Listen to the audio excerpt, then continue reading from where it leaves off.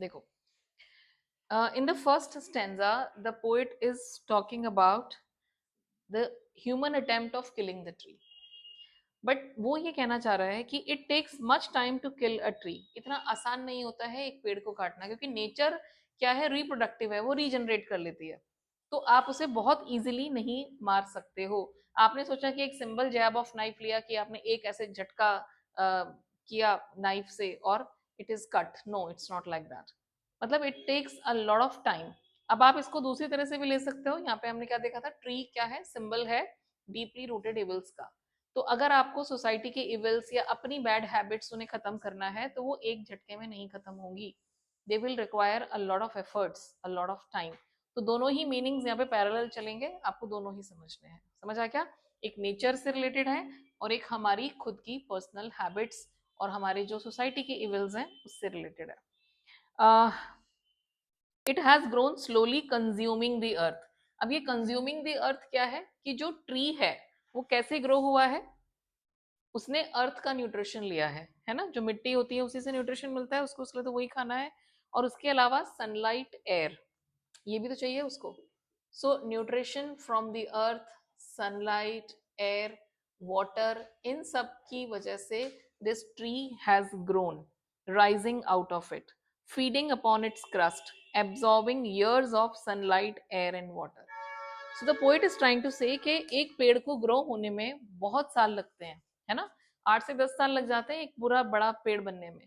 और वो जो पेड़ है उसने इतने साल उस अर्थ की न्यूट्रिशंस लिए, सनलाइट, एयर, वाटर, ये सब यूज किया। और हम ह्यूमंस क्या करते हैं, हम सोचते हैं एक ही झटके में इसको खत्म कर दें, है ना, उसे काट दें। तो डिफॉरेस्टेशन को बताने के लिए the poet is using this.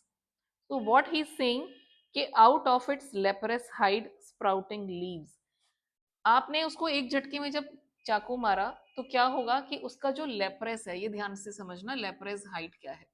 लेप्रेस basically एक बीमारी होती है। लेप्रेस वो होते हैं जिनके स्किन बिल्कुल खराब हो जाती है, कोढ़ की बीमारी कहते हैं उसको।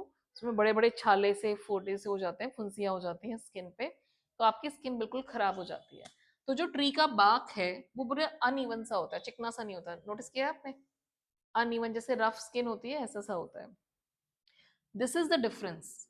लेप्रेस जो बीमारी है, कोढ़ की बीमारी, वो आपकी स्किन को खराब कर रही है।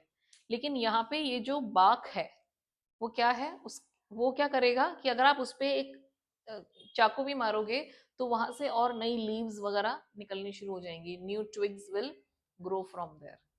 तो स्प्राउटिंग लीव्स, तो वो जो लेप्रेस हाइट है, जो देखने में कैसा है, लेप्रेस है, लेकिन फिर भी उसमें से नई लीव्स निकलनी शुरू हो जाएंगी। मतलब क्या कहना चाह रहा है पोइट कि ह्यूमंस क्या कर रहे हैं, नेचर को बर्बाद कर रहे हैं। और वही नेचर उन्हें क्या दे रही है बदले में, उस घाव के बदले में भी क्या दे रही है, कुछ नया, लीव्स दे रही है ना। It is giving them more and more. तो आप डिफरेंस समझ रहे हो कि ह्यूमंस कैसे हैं और ये नेचर कैसी है, कि हम नेचर को घाव दे रहे हैं और नेचर हमें इतनी सारी चीजें दे रही है। So I think this is the time to be sensitive. हमें अब क्या, the poet is sensitizing us. क्या कर रहा है हमें, पोइट सेंसिटाइज कर रहा है। ही सेंसिटाइज सेंसिटाइजेस अस, कि हमें सेंसिटिव बनने की जरूरत है टुवर्ड्स नेचर, कि जो नेचर हमारे लिए इतना कुछ कर रही है और हम उसे ही बर्बाद कर रहे हैं। तो nature always gives, it doesn't ask anything for us, from us. So hack the and chop, but this alone won't do it. Not so much pain will do it. The bleeding bark will heal. Bleeding bark. अब ये जो bleeding bark है ये क्या है, ठीक है, पहले लेप्रेसाइड का था, ब्लीडिंग बार्क। ये बताने के लिए जब आप इस पे कट मारते हो ना, ट्री के बाक पे, जो उसका छाल होती है पेड़ की, वहां पे एक ना सैप होता है, एक तरह का लिक्विड होता है, दैट सैप ओजेज आउट, वो बाहर निकलने लगता है। तो the poet has compared that sap to bleeding. तो ये क्या है, यहाँ पे मेटाफर है, कंपैरिजन किया हुआ है पर डायरेक्ट कंपैरिजन है। तो पोइट ये कह रहा है कि जब आप नेचर को हार्म करते हो, जब आप उस पर चाकू मारते हो, एक्स से वार करते हो, तो वो ब्लीड कर रही है। इसका मतलब उसमें भी जान है। That is also living being, क्योंकि वो भी तो हमारी तरह रिप्रोड्यूस कर रहे हैं ना, उनका भी पूरा सिस्टम वैसा ही है जैसा हमारा है। वो रिप्रोडक्शन आपने पढ़ा है साइंस में, है ना? तो फिर हम उसे क्यों हार्म कर रहे हैं? Why are we cutting that? हम उसे कट कर रहे हैं तो वो लेप्रस बीमारी खराब कर रही है स्किन को, और यहाँ पे यही वाला जो बार्क है, जो हाइड है उसका, वो नई लीव्स को जनरेट कर रहा है। फर्क देख रहे हो कितना फर्क है ह्यूमन लाइफ में और इस नेचर में? सिमिलरली जब आप उसे हर्ट करते हो तो उसका जो बार्क है वो ब्लीड कर रहा है, इट इज ब्लीडिंग, है ना? उसमें से ब्लड आ रहा है, पर वो ब्लड नहीं है, वो बेसिकली सैप होता है विच ओजेज आउट। ये पोइट ने कंपेयर किया है just to show that.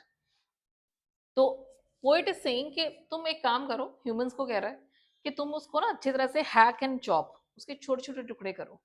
And this alone won't do it, इससे भी काम नहीं चलेगा। Not so much pain will do it, the bleeding bark will heal. क्योंकि वो दोबारा से, आप जब उसको टुकड़ों में काटोगे, आपने ब्रांचेस काट दी, वो फिर से उग जाएंगी, और साथ में ये जो ब्लीडिंग बार्क है ये भी हील हो जाएगा, नेचर अपने आप हील कर लेगी। And from close to the ground will rise curled green twigs. अभी जो ट्विग्स होती है छोटी छोटी ब्रांचेस होती हैं, यहाँ पे दो वर्ड्स आएंगे, ट्विग्स एंड बोज। ये जो बोज होती हैं, देखो BOW भी बो होता है और BOUGH भी बो होता है। बो इज द मेन ब्रांच, जो ट्री की मेन ब्रांच होती है उसे बो कहते हैं, और जो उसकी छोटी छोटी और उसमें से जो निकलती हैं उन्हें ट्विग्स कहते हैं। जैसे ही मान लो ये एक ब्रांच है और उसमें से फिर और जो छोटी छोटी और ब्रांचेस निकल आती है ना, वो ट्विग्स कहलाती हैं। Clear? So remember that. So जब आप उसे हर्ट करोगे, जब आप उसको चाकू से मारोगे, तो क्या होगा कि जो ग्राउंड के पास है, आपने पेड़ काट दिया तो वहां से वो छोटी छोटी लीव्स फिर से उगाएंगी, वो ट्री फिर से जिंदा हो जाएगा, फिर से ग्रो करने लगेगा। And if unchecked will expand again to former size, फिर से पहले जितना ही हो जाएगा, एक्सपैंड, फिर से वो एक्सपैंड करेगा। अब यहाँ पे इसको इविल वाले सेंस में भी ले सकते हो कि अगर आपने इविल को ऊपर ऊपर से कट कर दिया, ऊपर ऊपर से हटा दिया, तो वो फिर से ग्रो करेगा, और फिर से वो कैसा हो जाएगा, it will expand to the former size. Former मतलब पहले जैसा, तो उतने ही साइज का हो जाएगा। तो फिर करें क्या?